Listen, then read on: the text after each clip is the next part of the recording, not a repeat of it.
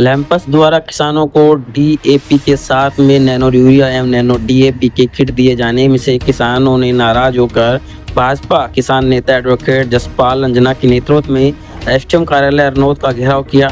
आक्रोशित किसानों ने कहा कि लैंपस कर्मचारियों द्वारा मनमानी की जा रही है और किसानों को खाद के कट्टे के साथ अतिरिक्त राशि लेकर 2 किट दिए जा रहे हैं। इन किट को खरीदने की किसानों के पास राशि नहीं है और न ही इन किट की किसानों को आवश्यकता है।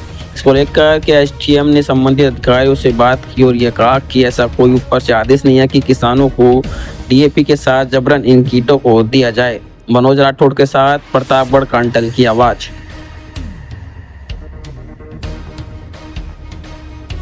लोग नौगांव में लैंप्स में खाद लेने के लिए गए थे, जहां पर लैंप्स के कर्मचारियों ने किसानों को कहा कि एक डीएपी कट्टे के साथ में आपको नैनो डीएपी और यूरिया का एक नैनो लेना ही पड़ेगा।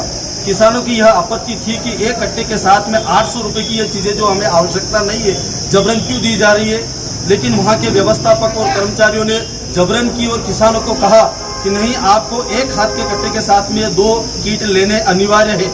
इस बात से नाराज होकर के आज किसानों ने एसडीएम कार्यालय पर यहाँ पर कूच किया, एसडीएम साहब को ज्ञापन दिया और आपत्ति जताई कि क्षेत्र में कहीं पर भी किसानों को यदि खाद के कट्टे की आवश्यकता है तो सिर्फ खाद का कट्टा ही दिया जाए।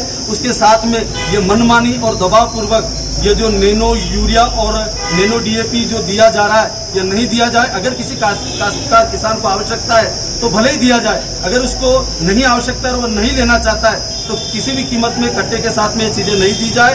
माननीय एसडीएम साहब को ज्ञापन देकर सभी किसानों ने ये बात कही। बिजली की भी समस्या है, बिजली के बारे में भी यहाँ के किसानों ने कहा और सभी किसानों की यह जो आपत्ति है इस पर एसडीएम साहब ने त्वरित कार्रवाई करते हुए सभी अधिकारियों से बात की है। हम आशा करते हैं कि हमारी मांग को मानते हुए तुरंत इस पर कार्रवाई की जाए। जय हिंद।